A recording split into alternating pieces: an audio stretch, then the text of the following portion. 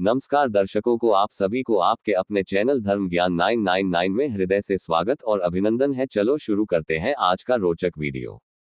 महाभारत में धनुर्धर अर्जुन, कर्ण और एकलव्य तीनों अपने समय के अद्वितीय धनुर्धर थे। हालांकि ये कहना कठिन है कि इनमें से कौन सबसे बेहतर था, क्योंकि तीनों की योग्यता, परिस्थिति और संघर्ष अलग अलग थे। फिर भी उनकी क्षमताओं और जीवन की घटनाओं के आधार पर तुलना की जा सकती है। नंबर 1, अर्जुन। विशेषताएं। अर्जुन को धनुर्विद्या का ज्ञान भगवान परशुराम के शिष्य और अपने गुरु द्रोणाचार्य से मिला। अर्जुन ने अत्यधिक समर्पण और अनुशासन के साथ धनुर्विद्या सीखी। उनकी साधना और एकाग्रता उनकी सबसे बड़ी ताकत थी। अर्जुन को भगवान श्री कृष्ण का मार्गदर्शन और संरक्षण प्राप्त था। उनके दिव्यास्त्रों और रणनीतियों ने अर्जुन को अद्वितीय योद्धा बनाया। उदाहरण: अर्जुन ने महाभारत युद्ध में पांडवों को विजय दिलाने में अहम भूमिका निभाई। चक्रव्यूह जैसी युद्ध रणनीतियों को समझने और उसका सामना करने में अर्जुन का कौशल श्रेष्ठ था। अर्जुन ने इंद्र द्वारा दिए गए पाशुपतास्त्र और अन्य दिव्यास्त्रों का उपयोग कर असंभव को संभव किया।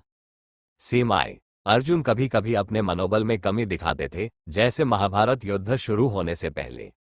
नंबर 2, कर्ण। विशेषताएं। कर्ण को भगवान परशुराम का शिष्य बनने का अवसर मिला, जिन्होंने उन्हें कई दिव्यास्त्रों का ज्ञान दिया। कर्ण का धैर्य और दृढ़ता अद्वितीय थी। वे सूतपुत्र के अपमान को सहते हुए भी महान योद्धा बने।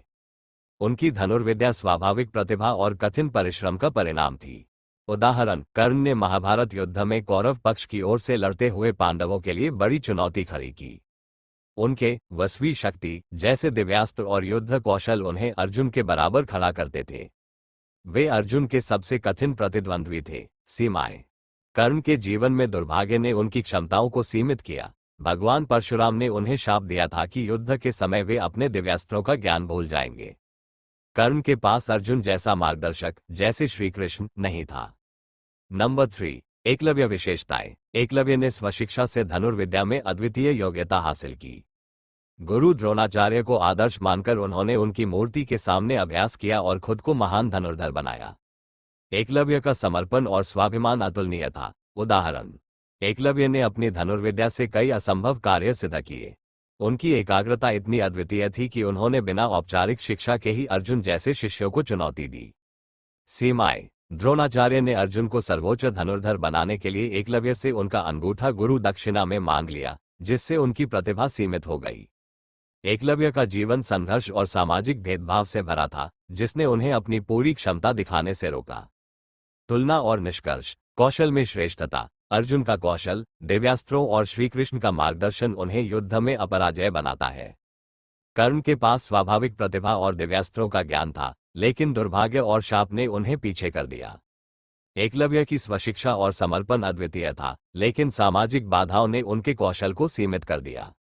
परिस्थितियां। अर्जुन को श्रेष्ठतम साधन, गुरु और मार्गदर्शक मिले। कर्ण ने विपरीत परिस्थितियों में खुद को सिद्ध किया। एकलव्य ने सामाजिक और शारीरिक बाधाओं के बावजूद उत्कृष्टता प्राप्त की। अंत में, अगर परिस्थितियों और साधनों को ध्यान में रखें, तो अर्जुन को श्रेष्ठ धनुर्धर माना जा सकता है। लेकिन कर्ण और एकलव्य की परिस्थितियों और संघर्षों को ध्यान में रखते हुए उनकी उपलब्धियां भी कमतर नहीं है।